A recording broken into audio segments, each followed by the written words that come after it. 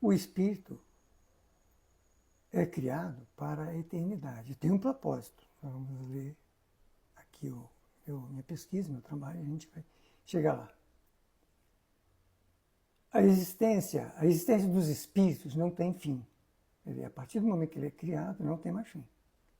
É criado para a eternidade. A partir do momento em que foi criado,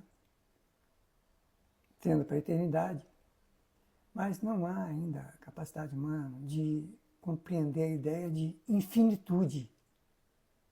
Mas isto o que se pode, ao menos, ser compreendido por lógica no momento.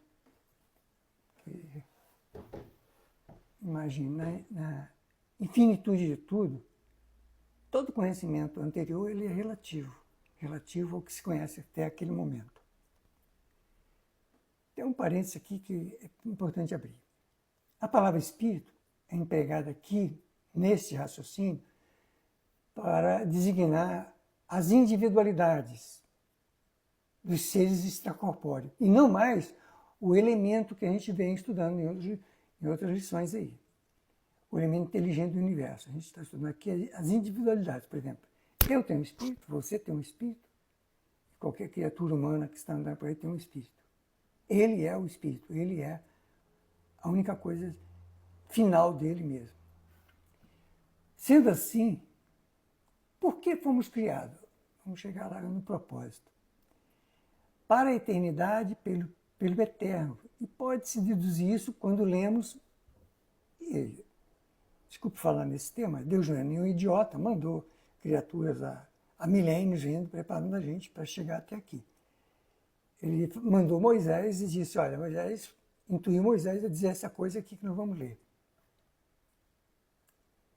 Está em Gênesis, capítulo 1, versículo 26 e 27. Por mais que a humanidade tenha distorcido algumas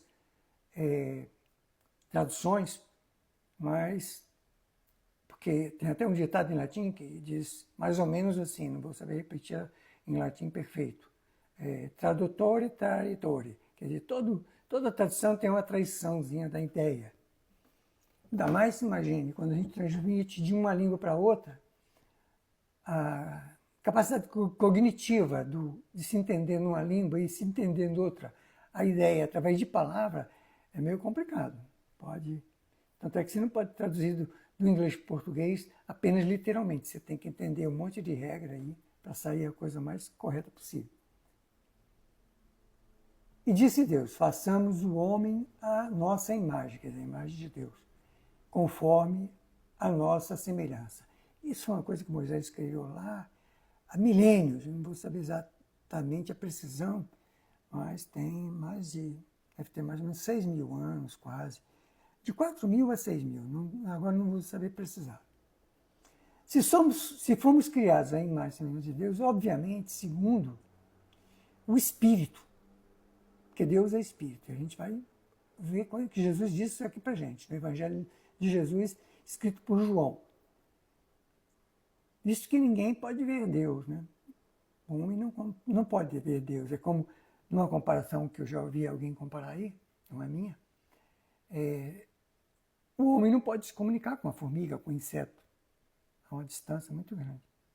Mas podemos aprender o que foi dito, né, pela maior autoridade que já esteve neste mundo, o Mestre Jesus, que em seu Evangelho, segundo João, capítulo 4, versículo 24, ele diz, Deus é Espírito, e importa que os que o adoram, o adorem em espírito e em verdade. Olha quanta coisa ele diz aí que a gente vai ter que estudar muito para entender essas duas palavrinhas aí, espírito e verdade.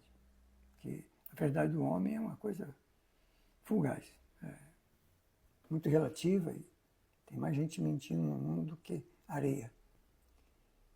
Como fomos criados semelhante a Ele, Deus, nosso Pai, Criador, assim para a eternidade, aí vamos chegar no propósito.